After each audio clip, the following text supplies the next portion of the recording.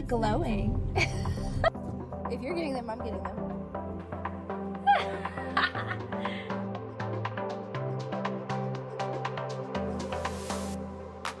Hi, hello, and welcome to Bookish Life. I'm Jess. And I'm Tori. And today's episode, we're going to talk about what makes us excited about books. I just want to show my sweatshirt, though. Look how cute. You can't see it in the frame, so I just wanted to show it. Even though it's so hot. Oh, my Romantasy book club one. I like it. Though mine's already like disintegrating, but mine is a little bit. What the heck? It was like 2 washes. It was like. Yep. But I will say the other one that we bought from the Bookish box is fine. I have the sweatshirt of it, and yes. Oh. But I feel like that's a different t-shirt material too. Yeah, I don't know what they did. I don't know. Anyway, I have to buy new sweatshirts. That's what I'm going to do for my birthday. Let's buy new sweatshirts because hopefully by then it'll be cool. Right now it's too hot to wear a sweatshirt. I mean, I'm sweating, so. I'm sweating in a t-shirt, so. Okay. Yeah. But yeah, this episode we're going to talk about what makes it just. I just had an Olani, so I'm like. The words are not coming out right. What makes us excited about books? What makes us pick up books? Buzzwords, tropes that we love, covers, what they look like, cover trends, trope trends, all of the above. Yeah. It'll be a fun episode. Yeah. I feel like I can actually see you. I have my iPad set up differently. So do you? I'm not looking down. Yeah. You can't tell? I mean, no. You look the same. You're like higher up. Oh, I am higher up. You go first. Okay, so I feel like we were trying to like decide what episode we wanted to do, and I was like, I feel like we're gonna have some very different answers and still some of the same. So like, and I feel like it changes by season. I just filmed 2 fall videos today. I'm like super in the fall mood. But I feel like if it's something that's like what I'm craving in the moment, I'm like, oh my God, I need it. So like I've talked about it before, but like Julia Olivia's new book, I've read some by her before and they were good, but I'm like, oh my God, this is going to be like my newest obsession because it's like fall, it's single dad, small town, bed and breakfast. He's a baker. Like it sounds like everything I want and more. And then also Kelson Denise Stone's new one, which is a knitter and a soccer player. I'm like, this is going to be my entire personality. Oh, is that close knit? Yes. Okay. So if it's just like everything I'm feeling in the moment, I'm like literally, I'm obsessed and I haven't even gotten the book yet. Well, we talked about this last episode of like fall stuff that we love, and you're like all the cozy small town stuff like that, and I'm more of like the gothic. Like I just started fantasy. I just started Wisteria by Adam Grace. Like that's the type of fall books that like I want right now. I don't know. But I feel like we're also very seasonal readers. Like we follow the mood of the season like very closely. We're just basic like that, I guess, but like we're following the trends. Yeah. Well, it's like I like to, I don't know, like I'm a big seasonal person. Like I celebrate seasons, if that makes sense. So like fall is my favorite. Look at fall your pumpkins. Oh, I have my pink pumpkins. Yeah, I do. Behind me. I put them up yesterday. I was like, wait, you did decorate. Yeah.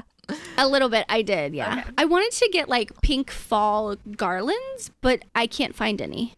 I don't know if they have that. They have pink Christmas. Yeah, I know. I have the pink tinsel, but like I wanted pink leaves or like white, but they only have burgundy and they're hella expensive on Amazon. So go to like Michael's because it has the lights in them, and I don't want the lights. Those are expensive. We got ours. Do you have an at home? Yes, near my mom's house, I think. Yeah, we got our new ones because I put some up around my puzzle bookshelf, and we got that from at home. I just feel like now is like September 1st is when I want to do fall stuff, but then like everyone has already shopped for all the fall shit, so now the Christmas stuff is out and I missed it. But no, I feel like through September the fall stuff will still be there. They were still putting new stuff out. We'll see. But yeah, I kind of want to add that. But I do. My pink pumpkins are back. If you've been around for a while, my pink pumpkins are a staple on my channel. Yeah, but I feel like we're gonna be very fall now, and then November hits, and I'm gonna be like obsessed with everything Christmas romance, and I'm just gonna like switch gears immediately. So yes, so you do things about like a month earlier than me. So like you were in the fall cozy mood like in the middle of August, like after your birthday. Yeah. And for me, when I told Brandon I wanted to decorate on August 31st, just so I wake up on September 1st and everything's done, he literally opened up his phone, tapped the date. He said, it's August 31st. You can't decorate until September 1st. I was like, no, I want to wake up and do it. So yeah, so like November, I'm still in the cozy fall dark mood that I'm usually in. And then once December 1st hits, well, really after Thanksgiving, like right after Thanksgiving. Yeah. So yeah, you do things about like 2 to 3 weeks before I do. Yes. But also it makes sense because the weather changes quicker for you than it does me. Yes. So it's fine. Yeah. Which is true. So we are very seasonal readers for sure. And we get sucked into any exciting releases. Is there anything like that's coming up that you're excited for that's very perfect for the season?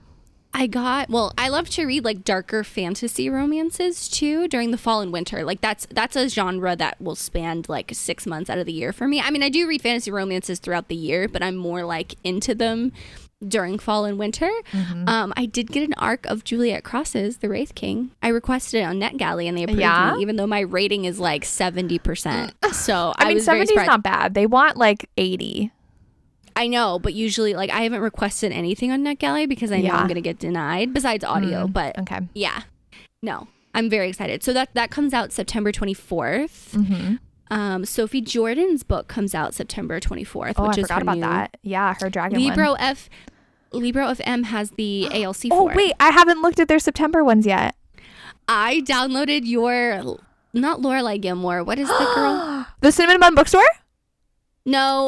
The pumpkin one. The one you just read. Is that one of the ones for the month? ALC. Oh, they have that I might just download it oh my gosh.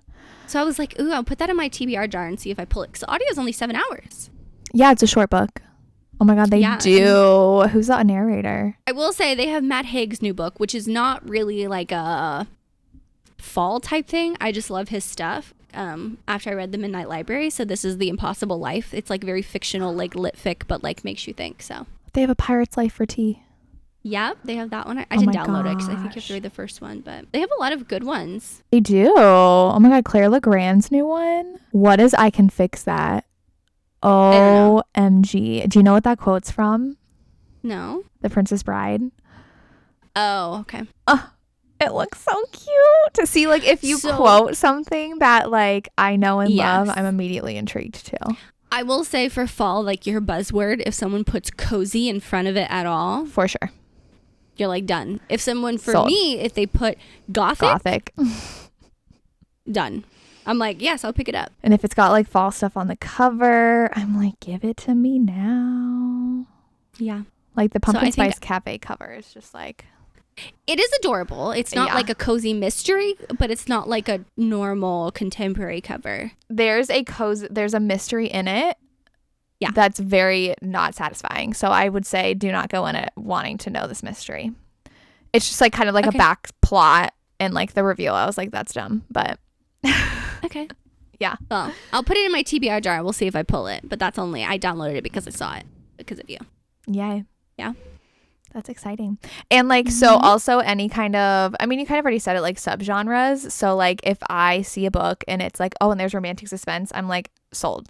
Like if it's already a small town and I'm like, okay, I like small town, but like small town romantic suspense. So like Cleo Evans or like the Victoria Wilder, I'm just like, yes, please. But like I'm hesitant to try new authors because I did try this one new author. I was really excited. Like I didn't know anybody that had read it and I didn't love it. Like it wasn't that great of a romantic suspense. So then I feel bad. So I am more skeptical of like trying brand new people that like no one I know has read. Because like my reading time is so small, precious, that I don't want to waste it on. But like I also do want to like discover new things, like for people who follow me, like to recommend, and I'm not like recommending what everyone else reads, but it's just like a hard balance. Yeah, with that. I feel like before, when we would read like 30 plus books a month, oh my God, could you imagine? It would be easy because like half of those would be like, I read half of that now. Yeah. So like I don't know, I'm very like that Cash by Jessica Peterson. I DNF'd it last night. Why? I literally was really excited to read that because it's everywhere. So I was trying to finish it last night, like just laying in bed, because I wanted to like round out 16 books for August. Yeah. And I got like 25% of the way through, and she still hadn't made it to like the small town ranch. Like she's supposed to go there. Oh, they hadn't even met yet? They had for like a brief moment, but it's her complaining about like her not seeing her father because he died and she never like tried, and it's like talking about grief a lot. And I was like, I'm fucking bored. I don't care. Like that's not what I want to read right now. Like I want a good small. And then I read The Keeper by Bella Matthews, which is my Patreon read along that we're doing over the last couple of months. It's the first in that series. It was so fucking fun. I read the whole book last night. Really? It was so cute. Married in Vegas. They're held at gunpoint, so they have like a trauma bond when they were younger. Her family, Bella Matthews, I realized it has this huge family. Okay, so like her siblings. She's like the youngest of 9, so like some of her siblings that are older in their 40s have kids her age because she's 20 something, 21, 22. So it's interesting the family dynamics with all of them. So it's like really interesting. I don't know. I had a fun time with it. He's a hockey player. Oh, go ahead.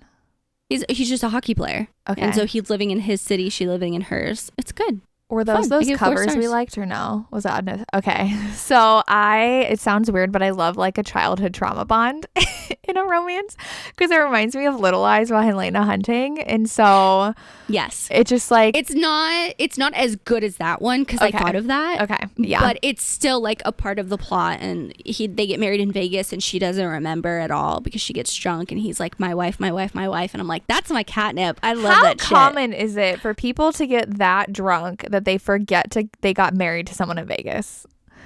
No, she remembers. She wakes up with it, but she doesn't remember like what she said. It takes her a while to remember what she said. Okay, because I feel like that's a very common trope, and I'm just like, how often do people actually get that wasted that they don't remember getting married to someone? He remembers everything. That's the thing. Like she wants an annulment. It's just like kind of foggy for her.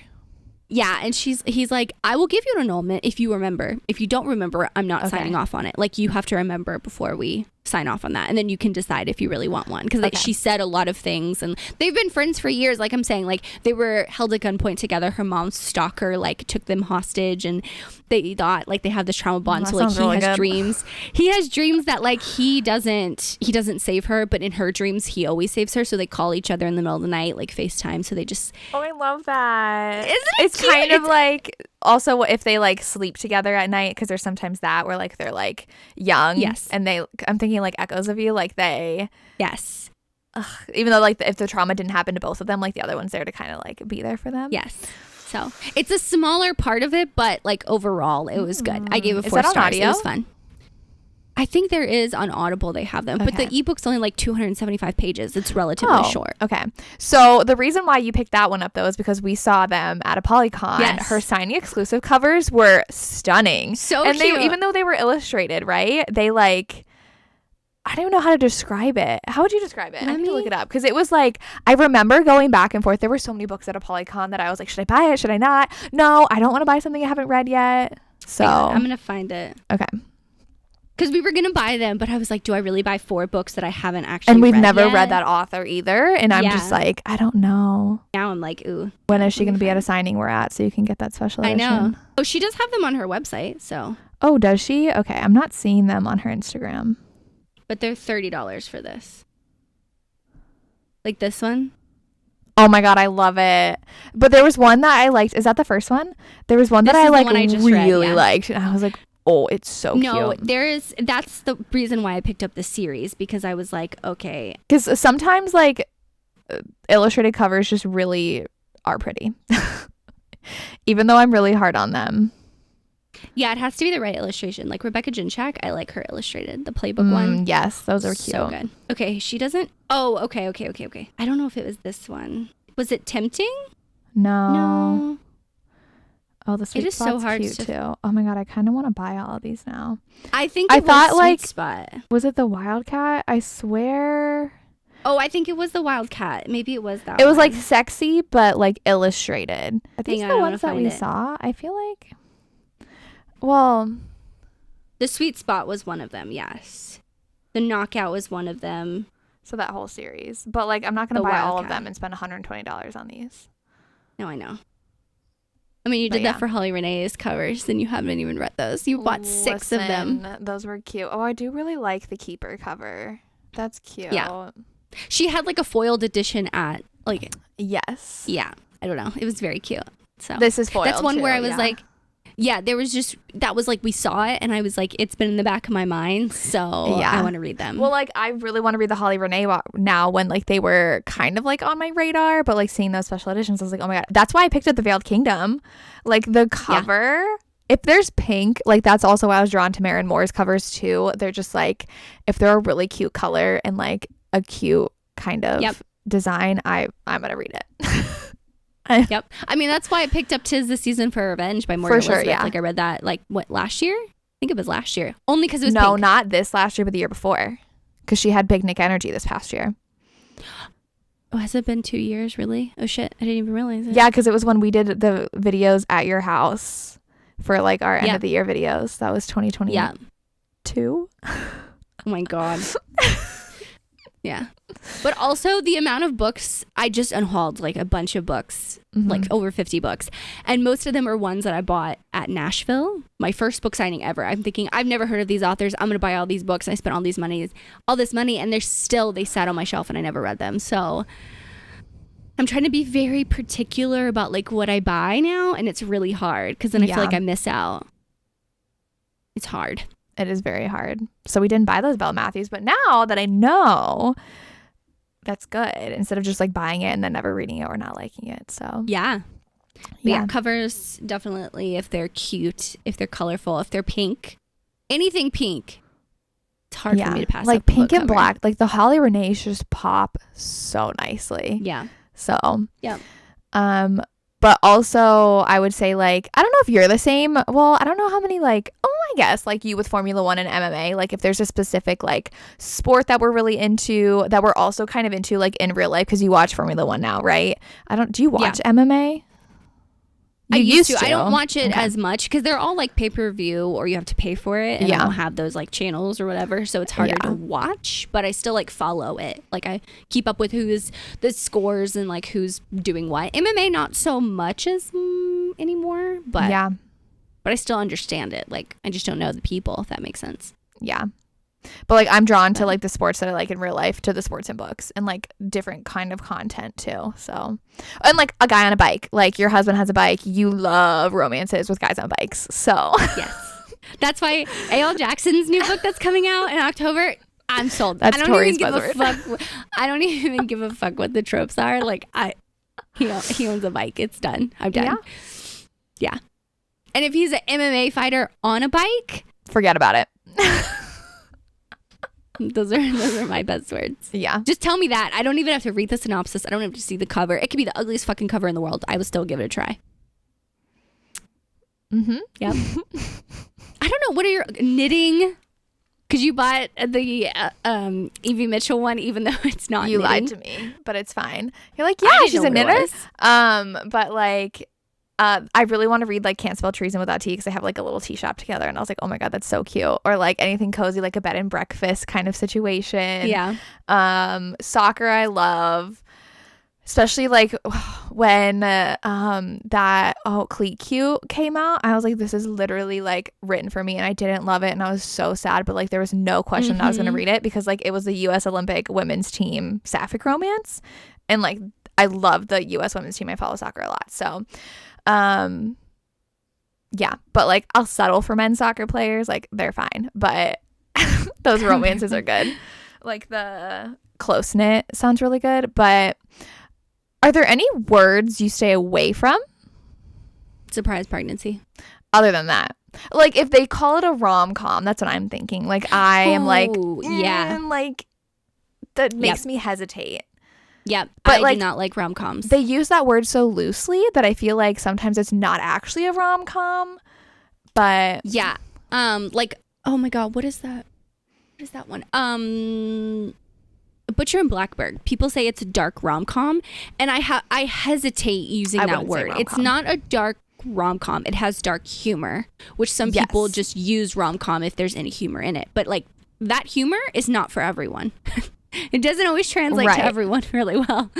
But it's not a it's like you're right, it's dark humor. Like it's a lighter dark romance. Like yes. It has like darker it's not themes light. because they're both like serial killer vigilantes. Yes. And there's like, and that's like the darker theme, and they gore in it. But like Yeah, it's very like gory in a way that a serial killer is, but it's not rom-com. So it was pitched to me that way, and I like shied away from it. Yeah. And then someone was like, no, it's not actually rom-com-y. They have good banter, but people do use the rom-com word a lot, and I get really hesitant because I'm like, but is it?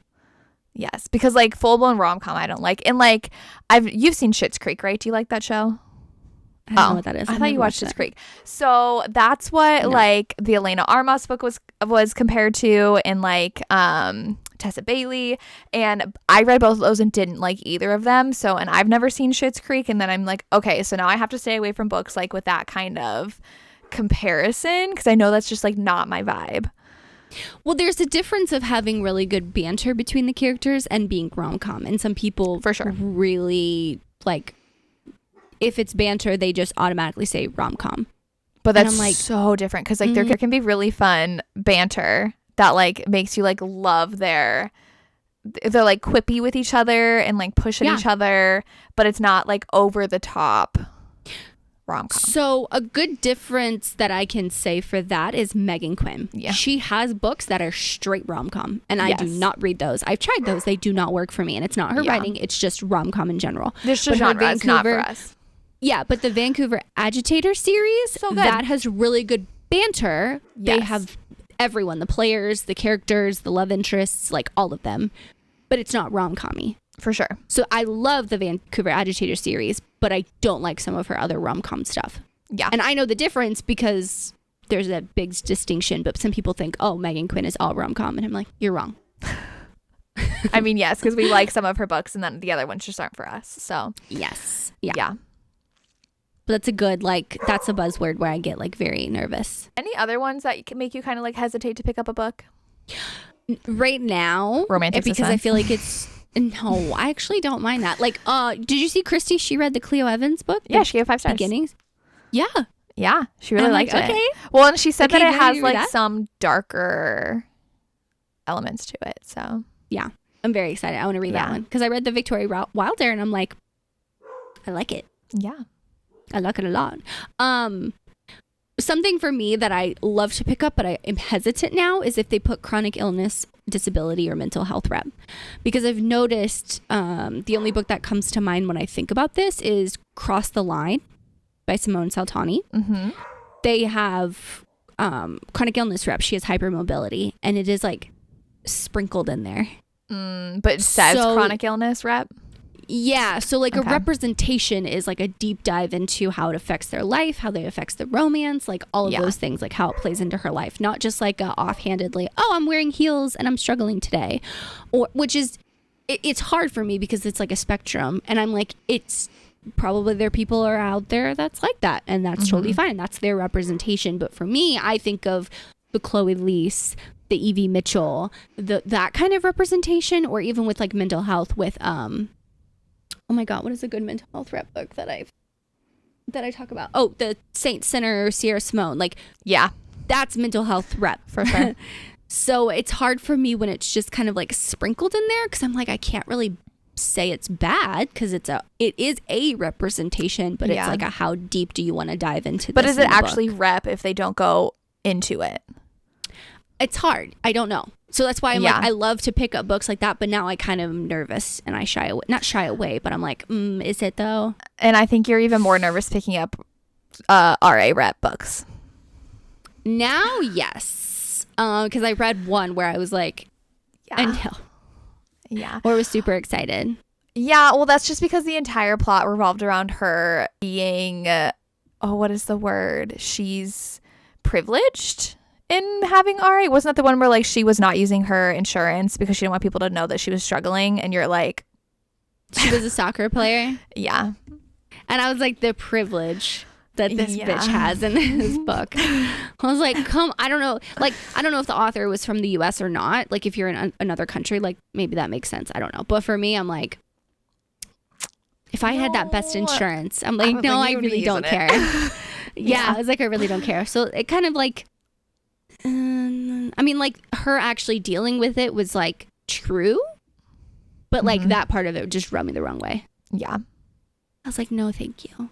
Yeah. Well, and I feel like it's hard to read things that we really know because like this is not close to what like you deal with RA, but like if I have to read like a book about a teacher, I'm just like, because a lot of times they're like, oh, they love their job, the kids are always just so great, and I was like, no, teaching is like the most frustrating profession, and like no, and they like make it out to be like sunshine and roses, and then that bothers me, and then so I like very much avoid any teacher romances. So no, that makes sense. Yeah, because you're like, it's not an actual representation. There are probably teachers out there that like percentage wise that deal with that, and it's like that, but that's not like the realistic of like, it's like glorifying the teaching profession. I'm just like, no.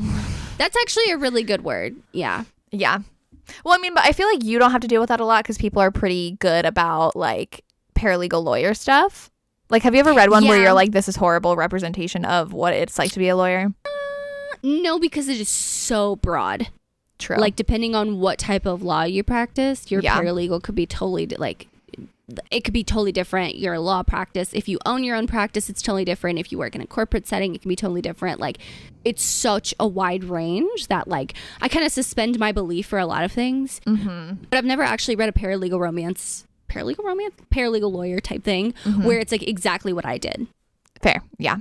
Because it's so, it's not like an exciting profession. Not what you think of, you know what I mean? Or like a common one, like a teacher or a lawyer. Yeah.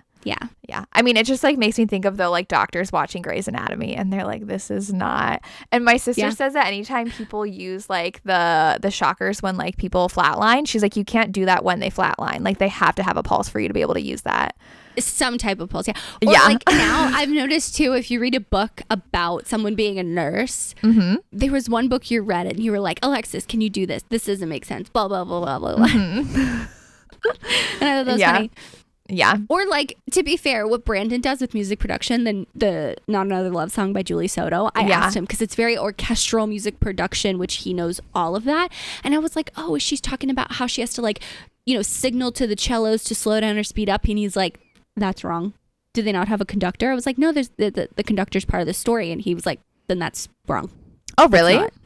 Yeah. And I was like, are you sure? He was like, I paid $100,000 for my degree. Yes, I'm sure. This is how it goes. Like, I thought it was interesting. So I was like, yeah, like, I don't know. I was trying to explain it to him and he was like, I mean, it seems like she maybe exaggerated it because it is a part of it. If there isn't a conductor, maybe she's just putting it all together. Yeah. But it was very interesting. Yeah. I was like, I still loved it. Whatever. It's still romantic. Yeah. Oh, what is for you to shy away from besides like teacher, surprise pregnancy? Alien? I feel like we don't read a lot of like monster alien stuff. When I see that, no, I'm like, I like it. Oh my God. Ice Planet Barbarians was so good. And I've read some monster ones that I've liked. No, I mean, my problem is I like too much. So like I want to read everything and it's frustrating when I can't read everything. But that's why I also like wait until I see people talking about it. So like Victoria Wilder, Cleo Evans were like mid to top TBR, but now I'm like, I want to get to them like ASAP because like I know friends who have very similar reading tastes to me loved them. So that really affects my reading. Yeah, see, I think like it's hard like being a content creator now. What? I thought of one, so I'm not going to forget it. It's like I want to be the first, not the first, but like I want to like bring new recommendations or talk about new books to see if like, especially new authors and stuff like that. But it gets so hard to make time to read those, especially if I've heard no one talking about them. Yeah, because I'm like, if you don't like it, and then you're like, I wasted my time. Yeah, or if like the only time I can actually read it is if I'm listening to the audiobook because I have more time to audiobook read via audio, and then but then I have to use a credit and I'm spending money, or I have to like download it from KU and buy it for $7.50 because the library doesn't have it. There's all these different things. So now I'm just like, I'll wait till some of my friends read it and see what they say. Yeah. What was the other one you thought of? I don't, and I like hesitate if it's like celebrity or like pop singer or like country singer, because I like musician romance is fine, but like I don't love, but like I'm reading Wild Eyes and I love it so far, and so like that does it really well. It's she's taken out of the situation. Yes, but like the Elizabeth O'Rourke I love too, and she's like a big pop star, but like that's also like not It's not. It's like she's taken out of the situation, so she talks about it, but it's not like. And only like 70% in does she go back, and like then you see that like her in that situation. Yeah. Yes. But like a difference also is like the words by Ashley Jade I loved, but like normally I don't like rock star musician kind of romances. But it's also interesting, if you would have asked us like 2 years ago, right, what our buzzwords are, it'd be totally fucking different. Angsty, emotional, make me cry, which we still love those. Angsty, yeah. But like, if I tell you to read a historical fiction that's going to make you cry, you're like, whoa, I just read one. I can't do that. But I think it's interesting that like books like Magnolia and Keeping and Binding 13 do so well, but like people aren't writing that unless they are, and not a lot of people are reading it. But like I'm thinking a lot of authors that used to be super angsty don't even write angst anymore, but like that's which what I feel like it's a trend so now. Well, it's a trend because so many few authors do that right now, like are releasing books right now like that, because Binding and Keeping 13 came out years ago. Yeah. And she just wrote Saving and Redeeming 6 within the last 2 years. So if you think about it, she went like 5 years between those two, I think. Mm-hmm. So it was when angsty stuff was really popular. Yeah. And Jessa Hastings just started writing because she wanted to write this series. Like she just like randomly wrote it like that. Yeah. So I feel like it's either people don't want to dive that deep into emotions because it's taxing to write it, to read it. Like it's a lot. But it connects with so many people. Yeah. Well, and I'm like Jessica Hawkins, so angsty and so good, and she hasn't written in years. Candy used to write super angsty, like A Love Letter to Whiskey's going viral again, but she hasn't written anything like that in like 3 or 4 years. So it's like, but I don't know, but it's also a risk because like they're also very polarizing because there's some people who like hate them, and it might be like hard to find the right readers for it, but I'm like, people love them. Yep. Like they're huge. And I used to read like that angsty all the time. That's why I love Elizabeth O'Rourke. And like hers, like sometimes aren't as angsty as they like can be, but she's still an angsty writer. And I feel like Emma Scott is, but like some of hers are like hit or miss on the angst. So, you know, that reminds me, Sierra Simone, The Sinner, A Saint, not duet, punches you in the gut. Yeah. But I feel like Salt Kiss isn't as absolutely emotional. No. And I don't even want to pick up the second book, which is so weird because I love Sierra Simone, but I haven't heard a lot of people say either way if it's good or bad. Like I just haven't heard a lot. So I'm like, but she goes back and forth because she has the trilogy, that MMF president, vice president, wife trilogy. I forgot what it's called. American Queen. Which is angsty for her. Like it's angsty, but it's like lighter for her. It's not as angsty as like Sinner, Saint, all of those. Which is interesting. Yeah. But I wonder if it's a trend that people are going away from. I don't know. Because those seem to blow up. So. Yeah. And you would think like the Mind F series did so well that more people would write like that. But. Well, she died, so. I'm aware. But like other authors. Like Butcher and Blackbird. Like I don't know. And maybe like there are people writing them and people are just like picking up the viral ones. But. Instead, everyone's like writing a hockey romance or a billionaire marriage of convenience romance. Like, yeah. See, I'm more so like, if you would ask me a couple years ago, my buzzwords would be billionaire, would be more generic tropes. 50 Shades. Yeah.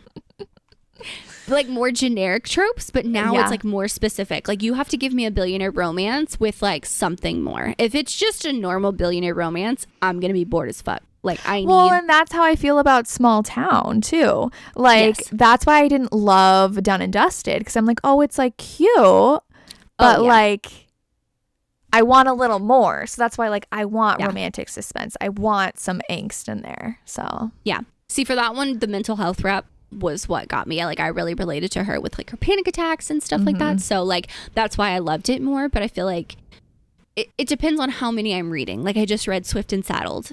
And I filmed my wrap up and I was like, it was cute. I gave it 4 stars. And I can't even fucking tell you what the book was about. Yeah.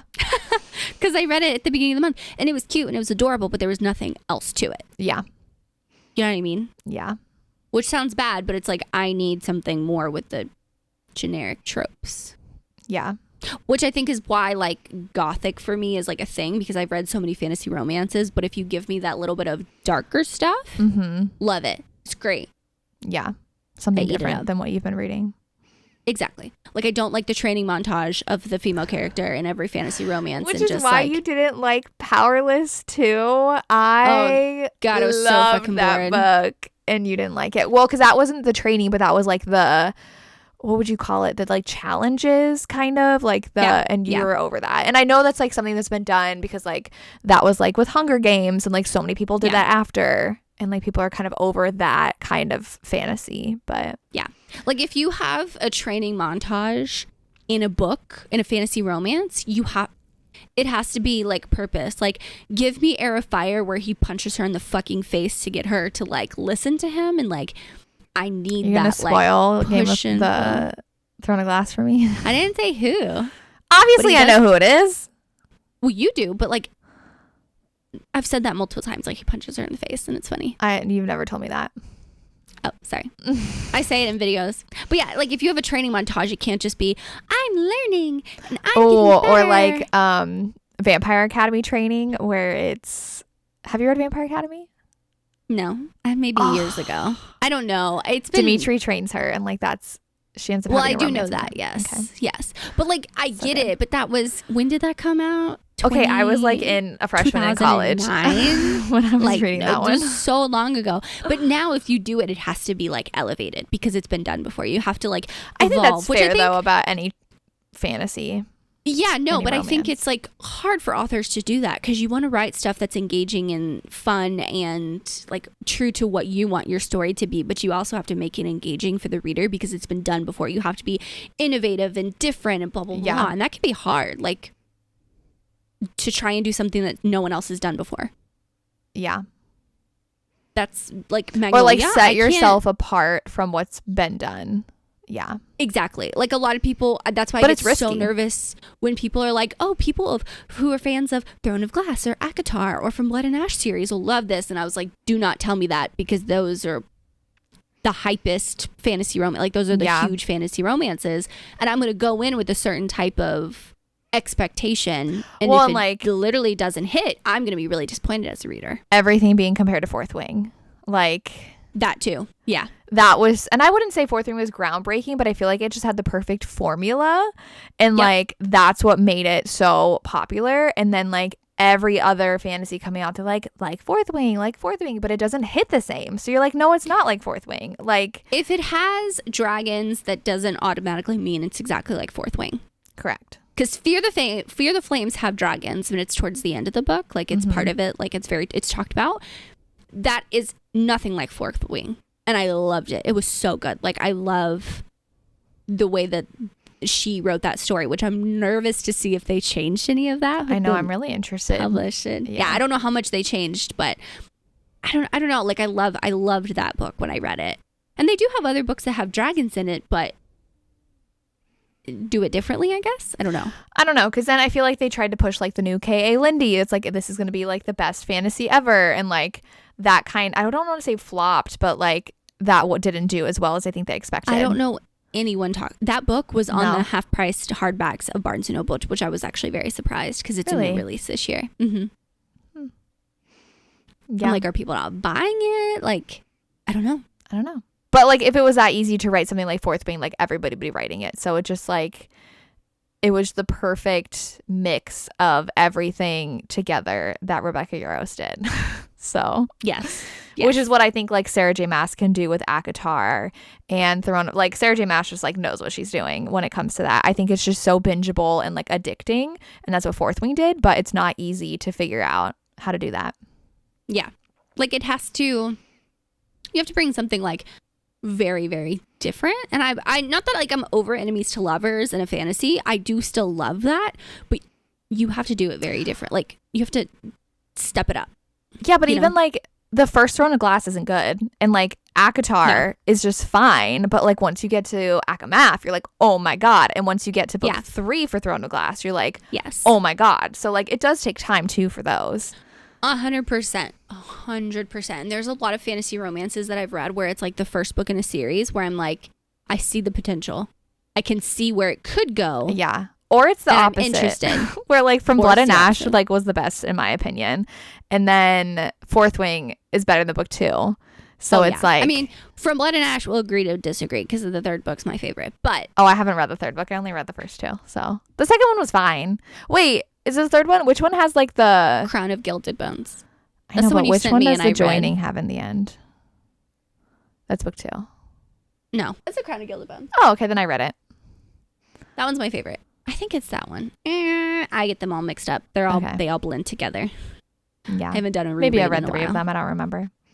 Yeah, they do blend together. I'm like, was that 2 books or 3 in my mind? I think there's 5 books out though now. So I'm not caught up. What gets me are sprayed edges. I love a good sprayed edge, but I will say, I saw the binding 13 with the pink sprayed edges and the new cover. You know what I'm talking about? People on TikTok are finding them. But it hasn't come out yet. I pre-ordered it.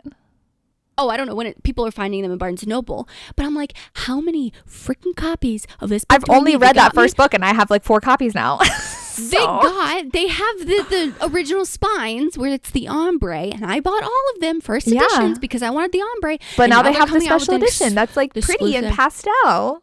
You gotta have it. I'm excited for that.